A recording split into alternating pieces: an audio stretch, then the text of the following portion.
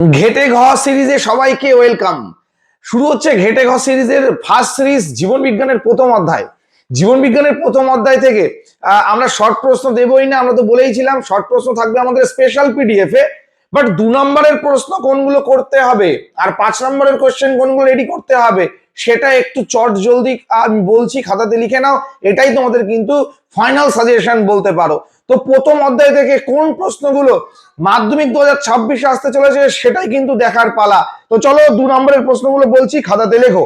তোমাদের জন্য প্রথম প্রশ্ন রেখেছি, ট্রপিক চলনকে বৃদ্ধি নিয়ন্ত্রিত চলন বলা হয় কেন? 2 নম্বরের কোশ্চেন, সিসোন্যাস্টিক চলন কাকে বলে, উদাহরণ দাও। 3 নম্বর কোশ্চেন আছে ট্যাকটিক ও ন্যাস্টিক চলনের মধ্যে উদাহরণ সহ পার্থক্য লেখো। 4 নম্বর কোশ্চেন আছে হরমোনকে জীবদেহের রাসায়নিক সমন্বয়কারী বলা হয় কেন? 5 নম্বর কোশ্চেন আছে জিববেরেলিন হরমোন কিভাবে বীজের অঙ্কুরোদ্গম ঘটায় এবং উদ্ভিদের দৈর্ঘ্য বৃদ্ধি করে। 6 নম্বর কোশ্চেন আছে কৃষিকাজ ও উদ্যান বিদ্যায় কৃত্রিম উদ্ভিদ হরমোনের ভূমিকাগুলি একটি তালিকা তৈরি করো। 7 নম্বর কোশ্চেন স্টার মার্কিং ইনসুলিনের কাজ লেখো। 8 নম্বর কোশ্চেন আছে থাইরক্সিনের কাজ। 9 নম্বর কোশ্চেন তোমাদের জন্য আমি রেখেছি গ্লুকাগনকে ইনসুলিনের বিপরীত হরমোন বলা হয় কেন? কি বললাম? গ্লুকাগনকে ইনসুলিনের বিপরীত হরমোন বলা হয় কেন? 10 নম্বর কোশ্চেন রেখেছি প্রোজেস্টেরন হরমোনের দুটি কাজ।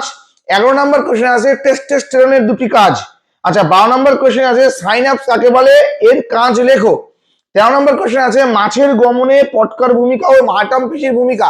পরীক্ষায় আসতে চলেছে কিন্তু এই প্রশ্নটা, স্টার মার্কিং। 14 নম্বর কোশ্চেন আছে পাখির গমনে উড্ডয়ন পেশির ভূমিকা লেখো। আর 15 নম্বর কোশ্চেন রেখেছি উপযোজনে সিলিয়ারি পেশির ভূমিকা।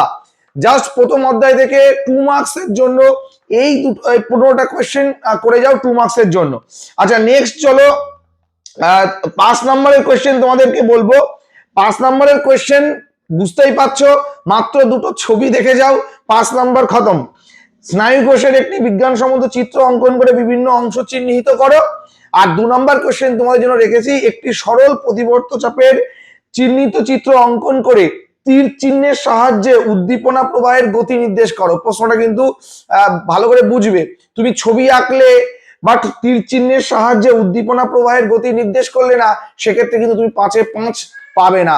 তাই 5-এ 5 যদি তোমাকে পেতে হয় তাহলে একটি সরল প্রতিবর্ত চাপের ছবি এঁকে তীর চিহ্নের সাহায্যে কিন্তু উদ্দীপনাও তোমাকে যে গতিটা সেটা নির্দেশ করতে হবে। তো এই ছিল প্রথম চ্যাপ্টার থেকে ঘেটে ঘ সিরিজের প্রশ্নগুলো। জাস্ট যারা কিচ্ছু পড়নি সারা বছর, এই কটা প্রশ্ন দেখে যাও, এখান থেকেই পরীক্ষায় দেবে। আর এখান থেকেই পরীক্ষায় আসলে তুমিও পরীক্ষায় ভালো নাম্বার পেয়ে বাড়ি আসবে। তাই বেশি টেনশন করো না, এই প্রশ্নগুলো পড়তে থাকো। এরপর সিরিজ 2, সিরিজ 3, সিরিজ 4 আসবে, টেনশনের কোনো কারণ নেই। ভালো থেকো সবাই, টেক কেয়ার।